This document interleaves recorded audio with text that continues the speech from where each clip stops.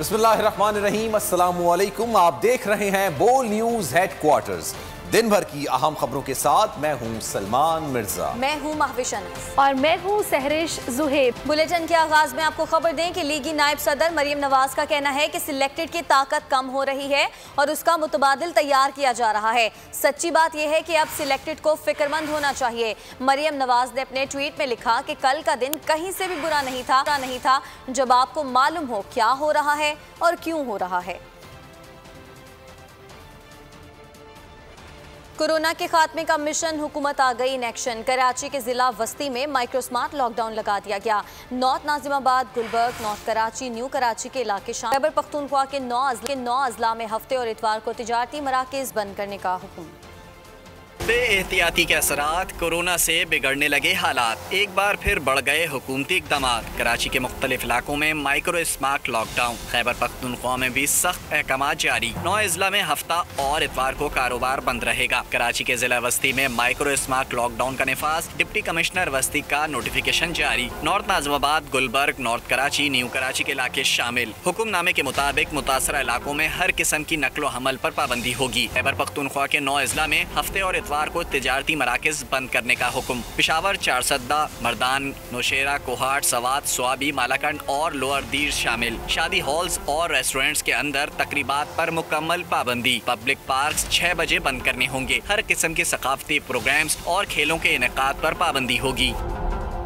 वज़ीर-ए-आज़म का वफाकी काबीना में रद्दोबदल का फैसला। नौमुंतखब सेनेटर्स की काबीना में शमूलियत मुतवक्के। बैरिस्टर अली जफ़र समेत दीगर रहनुमाओं को जिम्मेदारियाँ मिल सकती हैं। ज़राए के मुताबिक वज़ीर-ए-आज़म वज़ारत इत्तलात में तब्दीली के ख्वाहिशमंद हैं। दोबारा सेनेटर बनने के बाद शिबली फराज का नोटिफिकेशन ताहाल जारी नहीं हो सका। फैसल वाउडा को भी दोबारा शामिल किए जाने का इम्कान।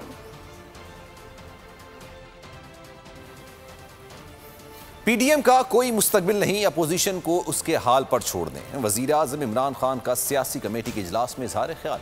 कहा, ज़ाती मफादात पर मबनी तहरीकें कामयाब नहीं हो सकती। महंगाई को कंट्रोल करना अव्वलीन तरजीह है। 2.5 साल गुजर गए, अब सबको पहले से ज़्यादा मेहनत करना होगी। महंगाई को कंट्रोल करना और अवामी मफाद के मनसूबे मुकम्मल करना पहली तरजीह है।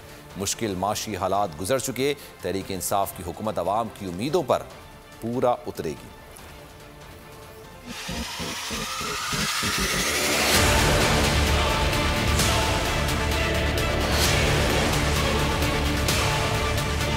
ऑपोजिशन से ना घबराएं, अशियाए ज़रूरिया की कीमत कम कराएं। वज़ीर आज़म की खिलाड़ियों को महंगाई पर फोकस करने की हिदायत। वज़ीर आज़म इमरान खान की ज़ेर सदारत सियासी कमेटी का इजलास हुआ, जिसमें मौजूदा सियासी सूरत हाल का जायजा लिया गया। इजलास से इज़हार ख्याल करते हुए वज़ीर आज़म इमरान खान ने कहा, ऑपोजिशन को उनके हाल पर छोड़ दें। ज़ाती मफादात पर मबनी तहरीकें कामयाब नहीं हो सकती। पहले भी कहा था, पीडीएम का कोई मुस्तकबिल नहीं। वज़ीर आज़म का कहना था कि 2.5 साल गुजर गए, अब सबको पहले से ज़्यादा मेहनत करना होगी। महंगाई को कंट्रोल करना और अवामी मुफाद के मंसूबे मुकम्मल करना पहली तरजीह है। इमरान खान ने कहा, मुश्किल माशी हालात गुजर चुके, तहरीक इंसाफ की हुकूमत अवाम की उम्मीदों पर पूरा उतरेगी। वज़ीर आज़म ने कोरोना के बायस मालाकंड और दीगर मकामात पर जल्द से मनसूख कर दिए। चाहते हैं कि आम इंतखाबात से पहले इंतखाबी इस्लाहात हो जाएं। शफाफियत को बरकरार रखने के लिए टेक्नोलॉजी का इस्तेमाल नागज़ीर है। वज़ीर-ए-आज़म का स्पीकर कौमी असम्बली को खत। इंतखाबी इस्लाहात के लिए पार्लिमानी कमेटी बनाने की दरख्वास्त कर दी। कहा कि सुप्रीम कोर्ट ने इंतखाबात को शफाफ बनाने की हिदायत की, लेकिन बदकिस्मती से इलेक्शन कमीशन अपनी जिम्मेदारी अदा करने में नाकाम रहा।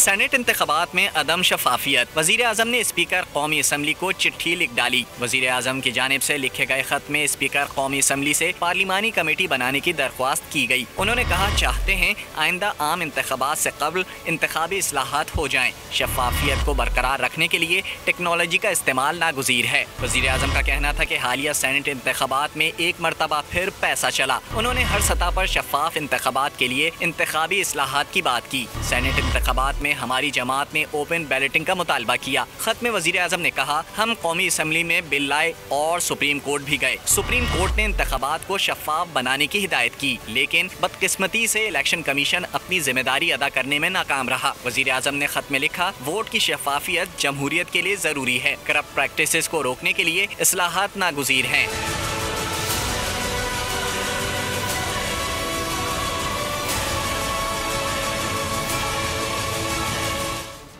दो जाहिल एक दूसरे को खत लिख रहे हैं, इससे मसाइल हल नहीं होंगे। शाहिद खाकान का वज़ीर आज़म की चिट्ठी पर शदीद रद्द अमल। कहा स्पीकर को पार्लिमानी रिवायात का पता ही नहीं, इनकी पार्लिमानी कमेटी में कौन जाएगा?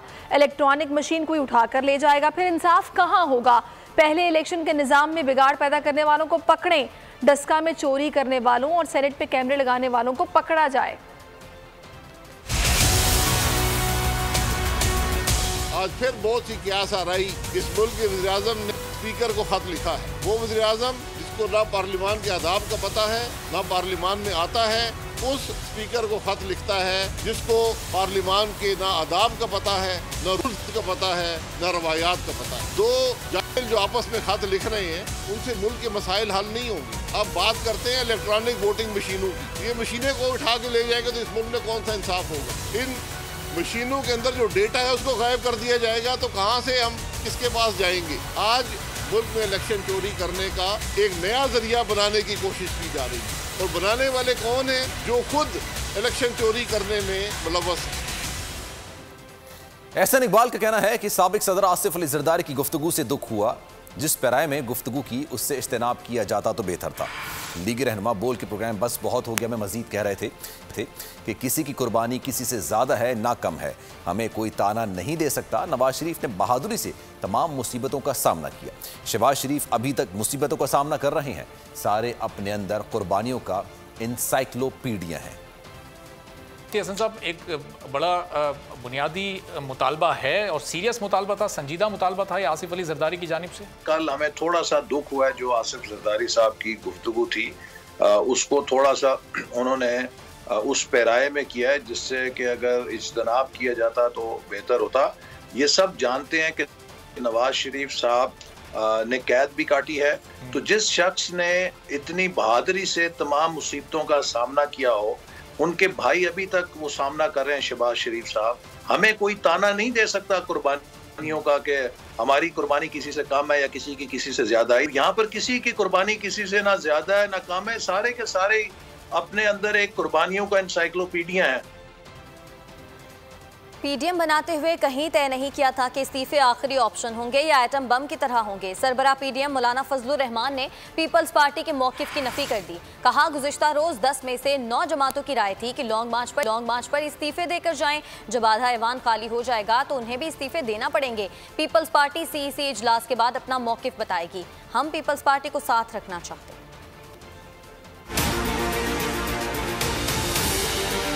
पीडीएम मुत्तहद, जब पीडीएम बना रहे थे तो उसमें हमने इस्तीफे का ऑप्शन रखा है और ये नहीं कहा गया उसमें कि ये लास्ट ऑप्शन होगा एटम बम की तरह, ऐसा कहीं नहीं लिखा हुआ। लेकिन अब जब हमने फैसला किया कि इस्लामाबाद की तरफ या पिंडी की तरफ लॉन्ग मार्च किया जाएगा, कल 10 जमातों में से 9 जमातों की राय ये थी कि हम जाएं तो इस्तीफे देंगे।